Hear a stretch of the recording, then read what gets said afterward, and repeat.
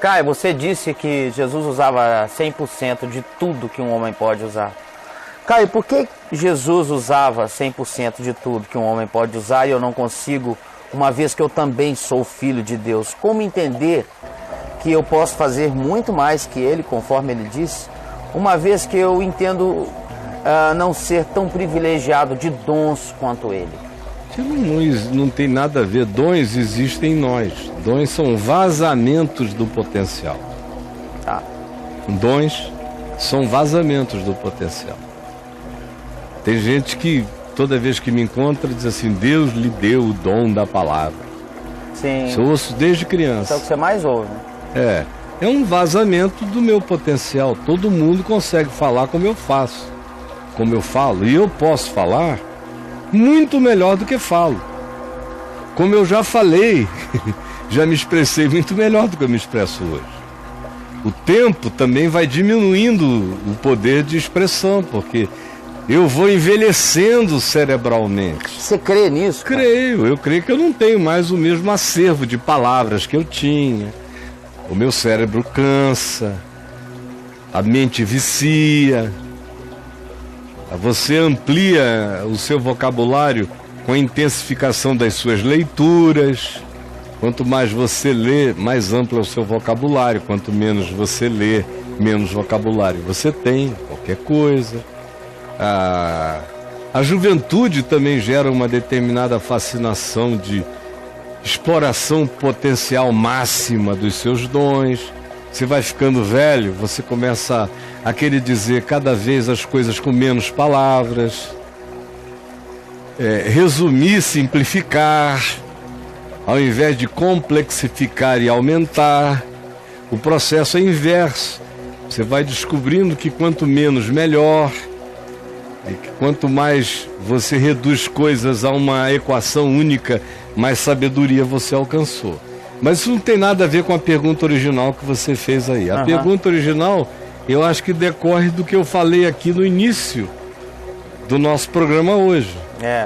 Quando eu disse que Jesus, as pessoas ficam aturdidas com os feitos de Jesus, como se aquilo ali fossem os feitos que provam a divindade de Jesus. Tolice. Jesus é Deus, e é por causa da inconciliabilidade entre a megalomania dele e qualquer saúde mental humana. Se uma pessoa que fosse humanamente saudável não diz eu sou o pão da vida, não diz quem quiser comer da minha carne, do meu sangue, quem comer da minha carne e do meu sangue tem a vida eterna. Imagina eu chegar aqui e dizer quem crer em mim tem a vida eterna. Me interna, né, bicho? Né? Então, foge de mim, porque eu sou mais pirado do que o Rasputin barba vermelha. É um delírio. Eu sou um perigo. Eu posso ir da pedofilia a qualquer coisa, eu me sinto Deus. Então, Jesus é Deus porque a megalomania dele só pode ser atribuída a Deus. Não é por causa do que ele fez. O que ele fez foi intervenção humana, mental, ampla na natureza das coisas e da matéria. Que um dia nós vamos descobrir que todo ser humano tem esse potencial. Todo ser humano. A gente usa um recurso mínimo. Não é só do nosso cérebro, é um recurso mínimo da alma. É um recurso zerado quase do espírito. O espírito anda morto nas pessoas. Morto. Em Jesus tudo é em plenitude. Ele é a manifestação do potencial máximo. Por isso ele diz que ele é o Filho do Homem. Então, ele anda sobre as águas. Nós vamos descobrir um dia que todo homem pode andar sobre as águas. Pedro não andou também? Por que Pedro afundou? Porque o medo afunda. Jesus não disse que tudo é possível ao que crê? Ele disse, olha, se vocês crerem, vocês vão ampliando esse potencial extraordinariamente. O que leva a mente aos seus extremos é uma fé que não põe limites a si mesmo. Quanto mais essa fé não tem limites, mais extremo o ser humano pode ser. Eu vi algumas coisas extremas, por exemplo, no meu pai. Capacidade de aguentar dor extrema. Dor física ou emocional? Dor de todo tipo, inclusive física, sobretudo também física. Resistências ou lógicas espirituais que às vezes você, depois de toda aquela divagação boba, de logicismos tolos, você vai concordar que o que ele tinha dito, aquela primeira frase que ele disse era tudo. O resto era a tolice com a qual você se distraiu para não chegar lá, naquilo ali. Ou você chega e vê um homem há 4 meses da morte, todo cheio de fragilidades e cego. Entram aqueles 3 ladrões na casa dele com armas automáticas, ele não enxerga nada. Quando percebe que são os ladrões, porque minha mãe falou, eles estão nos assaltando, só se pôs em pé e disse: retirem-se agora da minha casa, em nome de Jesus, saiam. E os 3 saíram se atropelando pela porta.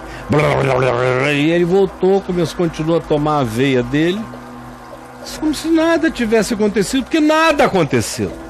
Isso eu vi a vida inteira. O que exala de um ser humano que anda absolutamente confiante?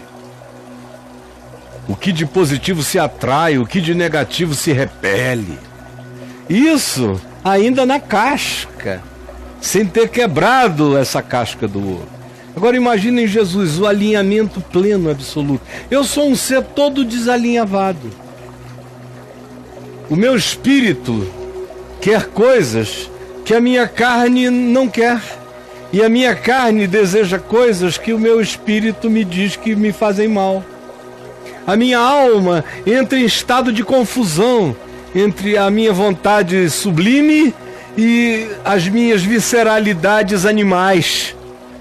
Minha alma existe entre essas dimensões, entre o voo e o casulo, e entre a agonia desejosamente erótica do estribuchamento corpóreo do casulo e a vontade de transcender. Aí entre essas dimensões está minha alma no meio da confusão. Por que me sentindo e me sabendo culpado, eu evito pregar, não me sinto à vontade para pregar? Ou não me sentiria, ou deveria não me sentir? Porque eu sei que algo se interpôs na coerência do processo. Isso é pura fragilidade. Diminui tudo em mim. Tudo se encolhe dentro de mim. Por outro lado, além de que eu sou um ser desalinhado e Jesus tinha tudo em alinhamento, corpo, alma e espírito falavam juntos. Não tinha nenhum para nenhum lado. Quando o corpo e a alma, em estado de angústia sobrevivente, se angustiam quando os gregos convidam-no para mudar para a Grécia, para ter vida longa e muito sucesso, e fugir da ameaça de morte. João capítulo 12, deu aquele repuxo de alma, de sobrevivência orgânica. E aí o que ele faz? Ele chama tudo para debaixo do alinhamento. Por que está angustiada a minha alma? Se eu nasci exatamente para este fim, para esta hora. Aí bota tudo debaixo da linha. De novo e vai. Eu já teria chamado minha mulher para conversar. O que você acha? Vamos fazer uma inspeção? Não sei. Meu Deus, eu sou a própria dissimulação. Eu sou a sombra. Eu não sou a coisa real, concreta. Eu sou a fantasmagoria. Eu sou a assombração do que deveria ser. Eu sou só aquele ser atravessável que não ganhou a concreção do que é. Todos nós somos apenas isso. Então, em Jesus, ele multiplica comida. Entrou no coração da matéria, com a mente dele. Mexeu em tudo. Andar sobre as águas, como Pedro andou. Porque para ele a água estava ali para ser objeto dessa travessia e não era a lógica fenomenológica da densidade da água que iria parar o processo. ele sabia que nele mesmo ele carregava algo que era maior do que a relação do corpo, do tempo, espaço e a gravidade. Simplesmente foi. É a mente que leva. A cura do cego, por exemplo. Todas as curas. Todos nós temos todas as curas dentro de nós, postas por quem nos fez. Nós só somos entupidos. Ele foi o único desentupido. Ele foi o único absolutamente humano. Totalmente humano. Sublime e maximamente humano. O Filho do Homem. Ele era tudo que o homem pode ser. E ele manifestou tudo que Deus é para o homem conhecer. De modo que em Cristo Jesus eu tenho a revelação plena de Deus à percepção humana, tanto quanto eu tenho a revelação profunda do que o homem crescendo em plenitude pode se tornar e se tornará. O homem em Cristo se tornará o que Jesus é, e mais do que o que Jesus na história manifestou ser. O homem se tornará o próprio Cristo ressuscitado de entre os mortos, sem limite de tempo, espaço, nem de nenhuma natureza. De modo que ressuscitar dos mortos foi a coisa mais natural que poderia haver para quem tinha vivido como Jesus viveu.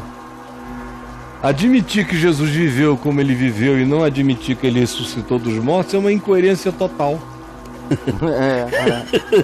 Quem viveu como ele viveu tem que ressuscitar dos mortos. E quem ressuscitou dos mortos, como ele ressuscitou, só ressuscitou porque viveu como ele viveu. Sim, sim. De modo que em Cristo eu tenho a plenitude de todas as coisas. Ele é a manifestação máxima da plenitude humana. Maravilhoso. E aí, meu amigo?